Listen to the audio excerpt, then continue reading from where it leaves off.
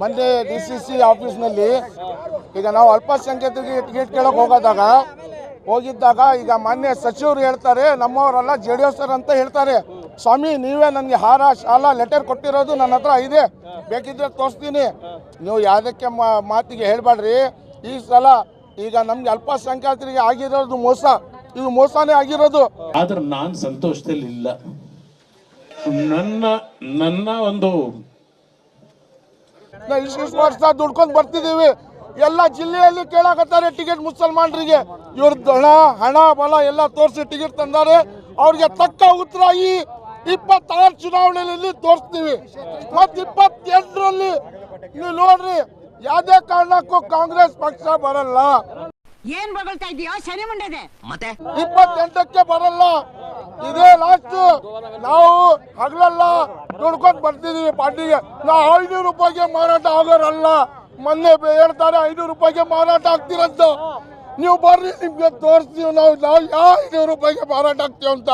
ನಮ್ಗೆ ಮೋಸ ಮಾಡಿದ್ದಾರೆ ಸರ್. ಅಳ್ಬಾರ್ದು, ಮಕ್ಳು ಅಳ್ಬಾರ್ದು. ನಮ್ಗೆ ಮೋಸ DK ಶಿವಕುಮಾರ್ಗೆ ಗೊತ್ತಿದೆ. ಇದು ಆಗುತ್ತೆ. ನಾವು ಬಾಗಲಕೋಟೆ ಜನರಿಗೆ, ಮುಸ್ಲಿಂ ಜನರಿಗೆ ಕೇಳ್ತೀವಿ, ದಯವಿಟ್ಟು ಅಲ್ಲಿನ ಕಾಂಗ್ರೆಸ್ ಪಕ್ಷಕ್ಕೆ ಓಟ್ ಹಾಕ್ಬೇಡ್ರಿ. ಬರೀ ಕಾಂಗ್ರೆಸ್ ಪಕ್ಷ ನಮ್ಗೆ ಓಟ್ ತಗೊಳಕ್ ಇಟ್ಕೊಂತಾರೆ, ನಮ್ಗೆ ಅಧಿಕಾರ ಕೊಡಲ್ಲ. ಟಿವಿ ಪ್ರೋಗ್ರಾಮ್ ಇದು ಕುರಿ ಬಾಣ್ ಅಂತ ಕಾಮಿಡಿ ಪ್ರೋಗ್ರಾಮ್ ಸರ್ ಇದು.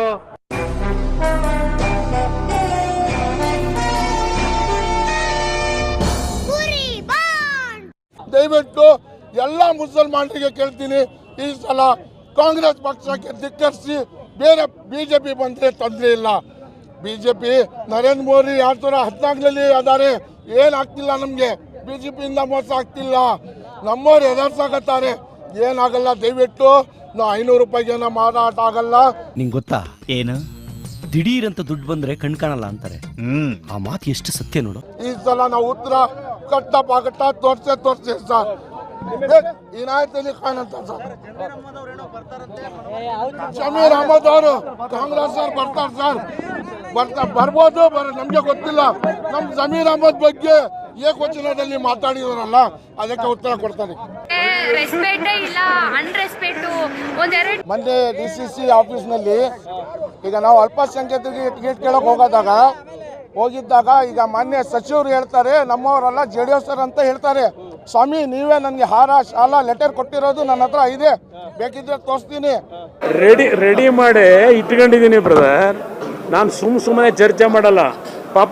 ನೋಡಿ, ಇವತ್ತು ನಾವು ಪ್ರೊಟೆಸ್ಟ್ ಮಾಡ್ತಿರೋದು ನಮ್ಮ ಕಾಂಗ್ರೆಸ್ ಪಕ್ಷ ಸತತವಾಗಿ 1947 ಸ್ವಾತಂತ್ರ್ಯ ಸಿಕ್ಕಿದಾಗಿನಿಂದನೂ ನಾವು ಅಲ್ಪಸಂಖ್ಯಾತರು, ದಲಿತರು, ಎಲ್ಲ ಅಹಿಂದ ವರ್ಗದವರು ನಾವೆಲ್ಲರೂ ಕಾಂಗ್ರೆಸ್ ಪಕ್ಷದ ಬೆನ್ನೆಲುಬಾಗಿ ಕೆಲಸ ಮಾಡ್ಕೊಂತ ಬಂದಿದ್ದೀವಿ.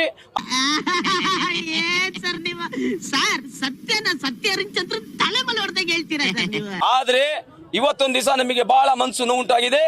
ಕಾರಣ ಮೊನ್ನೆ ಸತತವಾಗಿ 2 ತಿಂಗಳಿಂದ ನಾವು ಅಲ್ಪಸಂಖ್ಯಾತರು ಬಹಳ ಒಂದು ವಿಶ್ವಾಸ ಇಟ್ಕೊಂಡಿದ್ವಿ, ನಮಗೆ ನ್ಯಾಯ ಸಿಗುತ್ತೆ.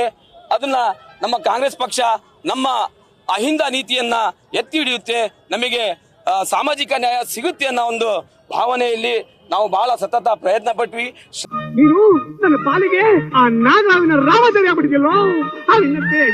ಶ್ರಮ ಪಟ್ವಿ. ಆದ್ರೆ ನಮಗೆ ನಮ್ಮ ಉಲ್ಮಾಗಳಿಗೂ ಬೆಲೆ ಕೊಡದ ನಮ್ಮ ಸುಜವಾಲ್ ಅವರು ಮತ್ತೆ ದೃಢತನದ ಮುಖಂಡರು ಯಾವುದೇ ಕಾರಣಕ್ಕೂ ಅಲ್ಪಸಂಖ್ಯಾತರನ್ನ ಕಡೆಗಣಿಸುವ ಪ್ರಶ್ನೆನೇ ಇಲ್ಲ. ನಾವು ಸತತವಾಗಿ ಸುಮಾರು 74 ವರ್ಷದಿಂದನೂ ಕಾಂಗ್ರೆಸ್ ಪಕ್ಷದ ಬೆನ್ನೆಲುಬಿಗೆ ನಿಂತಿದ್ದೇವೆ. ಆದರೆ ಸರ್ ಬೇಕಾದ್ರೆ ನಾನ್ ಸುಳ್ಳು ಹೇಳಲ್ಲ, ನಾನಂತವನಲ್ಲ ಇನ್ಸ್ಪೆಕ್ಟರ್. ಇನ್ನ ಮೇಲೆ ಇದನ್ನ ನೀವು ಇದೇ ತರ ನಮ್ಮ ಮೇಲೆ ಮಲತಾಯಿ ಧೋರಣೆಯನ್ನು ಅನ್ವಯಿಸಿದಲ್ಲಿ ನಾವು ತಕ್ಕ ಪಾಠವನ್ನು ಕಲಿಸುತ್ತೇವೆ. ಅದೇ ರೀತಿ ಮೊನ್ನೆ ನಮ್ಮ ಜಮೀರ್ ಅಹಮದ್ ಅವರಾಗಲಿ ರಾಜೀನಾಮೆ ಕೊಟ್ರೆ ನಿಮಗೆ ರಾಜೀನಾಮೆ ಕೊಡಬಹುದು ಅಂತೇಳಿ ಹೀನಾಯವಾಗಿ ಮಾತಾಡಿರುವಂತ ನಮ್ಮ ಮುಖಂಡರಿಗೂ ನಾವು ಧಿಕ್ಕರಿಸ್ತೀವಿ. ನಿನ್ ಯೋಗ್ಯತೆ ಬೆಂಕಿ ಹಾಕ, ನೀವೆಲ್ಲ ಪ್ರತಿಭಟನೆ ಮಾಡಕ್ ಬಂದಿದ್ದೀರ ಅಂತಿಲ್ಲ. ಯಾಕಂದ್ರೆ ಅಲ್ಪಸಂಖ್ಯಾತರ ಮುಖಂಡರು, ನಮ್ಮ ಮುಖಂಡರು ಎಲ್ಲರೂ ಸಹ, ಯಾರೇ ತನ್ವೀರ್ ಸೇಠ್ ಆಗ್ಲಿ, ಹರೀಶ್ ಸರ್ ಆಗ್ಲಿ, ರಿಜ್ವಾನ್ ಅರ್ಷದ್ ಆಗ್ಲಿ, ನಮ್ಮ ಬೇರೆ ಅನ್ಯ ಜಬ್ಬರ್ ಸಾಬ್ ಆಗ್ಲಿ, ಎಲ್ಲಾ ಮುಖಂಡರು ನಮಗೆ ಒಂದೇ. ನಿಮಗೆಲ್ಲ ಹೆಂಗೇನೋ ಅದೇ ತರ ನಮ್ಮ ಸಮಾಜಕ್ಕೆ ಮುಖಂಡರು, ಆದ್ರೆ ನಮ್ಮ ಮೌಲ್ಯಗಳಿಗೂ ಸಹ ಬ್ಲಾಕ್ ಮೇಲಿಂಗ್ ತಂತ್ರ ಮಾಡಬೇಡ, ನಡೆಯಲ್ಲ ಕಾಂಗ್ರೆಸ್ ಅಲ್ಲಿ ಅಂತ ಹೇಳಿದ್ರೆ ನಮ್ಮ ಹತ್ರನೂ ನಿಮ್ಮ ಯಾವುದೇ ತಂತ್ರಗಾರಿಕೆ ನಡೆಯಲ್ಲ ಇನ್ನು ಮುಂದೆ ಅಂತ ನಾನು ಹೇಳಕ್ ಇಷ್ಟಪಡ್ತೀನಿ. ಇಂಥ ಕಂತ್ರಿ ರಾಜಕೀಯ ಮಾಡೋದು, ಇಂಥವನ್ನ ಮಾಡೋದು. ನಗ್ಬೇಡ, ಸೀರಿಯಸ್ ಆಮೇಲೆ ನಮ್ಮ ಮುಂದಿನ ನಡೆ ಇಷ್ಟೇ. ನಾವು ಸತತವಾಗಿ ದುಡ್ಕೊಂಡ್ ಬಂದಿದ್ವಿ. ನಮಗೆ ಕಾಂಗ್ರೆಸ್ ಪಕ್ಷ ನಮ್ಮ ಅಲ್ಪಸಂಖ್ಯಾತರಿಗೆ ಅನ್ಯಾಯ ಮಾಡಿದ್ದೆ, ಇದರ ವಿರುದ್ಧವಾಗಿ ಹೋರಾಟ ಮಾಡ್ತೀವಿ. ನಾವು ಪ್ರತಿ ಸಲನೂ ಇದೇ ತರ ನಮಗೆ ಸಮಾಧಾನಕರವಾದ ಬಹುಮಾನ ಕೊಟ್ಕೊಂಡು ಬಂದಿದ್ದಾರೆ.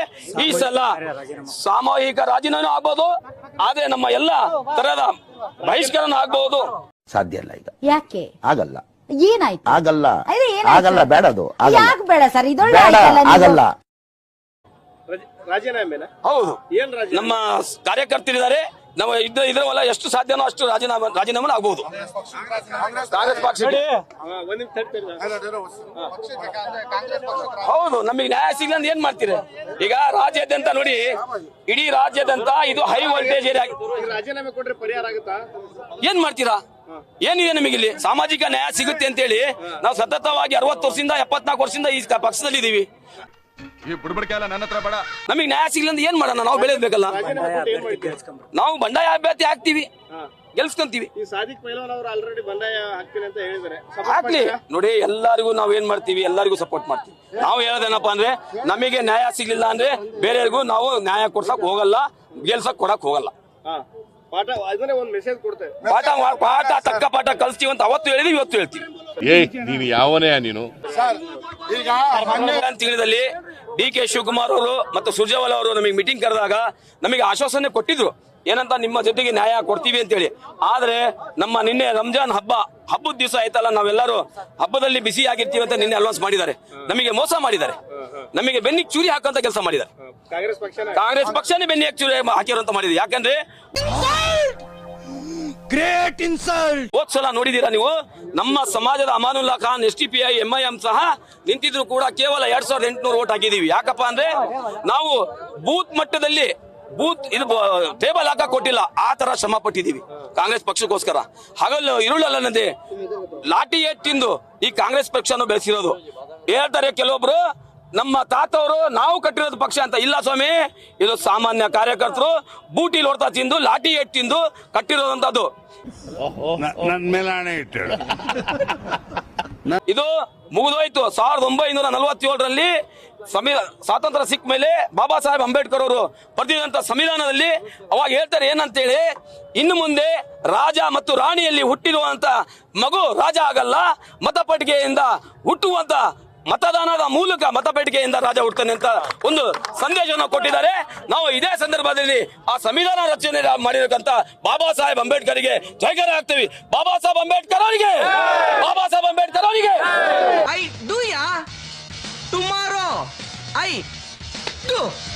ನಮಸ್ಕಾರ ವೀಕ್ಷಕರೇ, ಇವತ್ತಿನ ಒಂದು ಬಿಸಿ ಬಿಸಿ ಸುದ್ದಿಯ ಬಗ್ಗೆ ಮಾತಾಡೋಣ. ದಾವಣಗೆರೆಯಲ್ಲಿ ರಾಜಕೀಯ ರಂಗ ಈಗ ಪೂರ್ತಿ ಗರಂ ಆಗಿದೆ. ಅದರಲ್ಲೂ ಮುಸ್ಲಿಂ ಸಮುದಾಯದ ನಾಯಕರು ಕಾಂಗ್ರೆಸ್ ವಿರುದ್ಧ ಹಾಕಿರೋ ಈ ಆಕ್ರೋಶ ನೋಡಿದ್ರೆ ಮುಂದಿನ ಚುನಾವಣೆಯಲ್ಲಿ ಕೈಪಾಳಯಕ್ಕೆ ದೊಡ್ಡ ಹೊಡೆತ ಕಾದಿದೆ ಅಂತಾನೆ ಅನ್ಸುತ್ತೆ. ನಾವೇನೋ 500 ರೂಪಾಯಿಗೆ ಮಾರಾಟ ಆಗೋರಲ್ಲ. ಈ ಒಂದು ಮಾತು ಈಗ ದಾವಣಗೆರೆಯ ಗಲ್ಲಿ ಗಲ್ಲಿಯಲ್ಲೂ ಗುಯಿಗೂಡ್ತಿದೆ. ಅಸಲಿ ವಿಷಯ ಏನಪ್ಪಾ ಅಂದ್ರೆ, DCC ಆಫೀಸ್ನಲ್ಲಿ ಅಲ್ಪಸಂಖ್ಯಾತರಿಗೆ ಟಿಕೆಟ್ ಕೇಳೋಕೆ ಹೋದಾಗ ಅಲ್ಲಿನ ನಾಯಕರಿಗೆ ಅವಮಾನ ಮಾಡಲಾಗಿದೆ ಅನ್ನೋ ಗಂಭೀರ ಆರೋಪ ಕೇಳಿಬಂದಿದೆ. ನಮ್ಮವರೆಲ್ಲ JDSನವರು ಅಂತ ಸಚಿವರು ಹೇಳಿದ್ದಾರಂತೆ. ಆದರೆ ಈ ನಾಯಕರು ಬಿಡ್ತಾರಾ? ನೀವೇ ನಮಗೆ ಹಾರ ಹಾಕಿ ಸನ್ಮಾನಿಸಿರೋ ಲೆಟ್ರು ನನ್ನತ್ರ ಇದೆ, ಈಗ ಯಾಕೆ ಮಾತು ಬದಲಿಸ್ತೀರಾ ಸ್ವಾಮಿ ಅಂತ ಫುಲ್ ಗರಂ ಆಗಿ ಪ್ರಶ್ನೆ ಮಾಡ್ತಿದ್ದಾರೆ. ಇಷ್ಟು ವರ್ಷ ಹಗಲಿರಲು ಕಾಂಗ್ರೆಸ್ ಪಾರ್ಟಿಗೋಸ್ಕರ ದುಡಿದಿರೋ ನಮ್ಗೆ ಈಗ ಹಣದ ಬಲ ತೋರಿಸಿ ಟಿಕೆಟ್ ಕೊಡದೆ ಮೋಸ ಮಾಡಿದ್ದಾರೆ ಅನ್ನೋದು ಇವರ ಸಿಟ್ಟು. 2026ರ ಚುನಾವಣೆಯಲ್ಲಿ ತಕ್ಕ ಉತ್ತರ ಕೊಡ್ತೀವಿ, 2028ರಲ್ಲಿ ನೋಡಿ ಕಾಂಗ್ರೆಸ್ ಬರಲೇಬಾರದು ಅಂತ ನೇರವಾಗಿಯೇ ಸವಾಲ್ ಹಾಕಿದ್ದಾರೆ. ಇನ್ನು ಮುಖ್ಯವಾಗಿ DK ಶಿವಕುಮಾರ್ ಅವರೇ ಕೇಳಿಸ್ಕೊಳ್ಳಿ, ಬಾಗಲಕೋಟೆ ಜನರಿಗೂ ಗೊತ್ತು, ನಮಗೆ ಅಧಿಕಾರ ಕೊಡದೆ ಬರೀ ವೋಟ್ ಬ್ಯಾಂಕ್ ಮಾಡ್ಕೊಂಡಿದ್ದೀರಾ ಅಂತ ಭರ್ಜರಿ ಮಸಾಲ ಹಾಕಿ ಚಾಟಿ ಬೀಸಿದ್ದಾರೆ. ಬಿಜೆಪಿಯಿಂದ ನಮಗೇನೂ ಮೋಸ ಆಗಿಲ್ಲ, ಮೋದಿಯವರು ಬಂದಾಗಿನಿಂದ ನಮಗೇನೂ ತೊಂದರೆ ಆಗಿಲ್ಲ ಅನ್ನೋ ಇವರ ಮಾತುಗಳನ್ನ ಕೇಳಿದ್ರೆ ಈ ಸಲ ಮುಸ್ಲಿಂ ವೋಟ್ ಬ್ಯಾಂಕ್ ಕೈತಪ್ಪೋದು ಗ್ಯಾರಂಟಿ ಅಂತ ಕಾಣ್ತಿದೆ. ರಾಜಕೀಯದ ಈ ಬಿರುಗಾಳಿ ಮುಂದೆ ಎಲ್ಲಿಗೆ ಹೋಗಿ ನಿಲ್ಲುತ್ತೆ ಅನ್ನೋದನ್ನ ಕಾದು ನೋಡ್ಬೇಕು.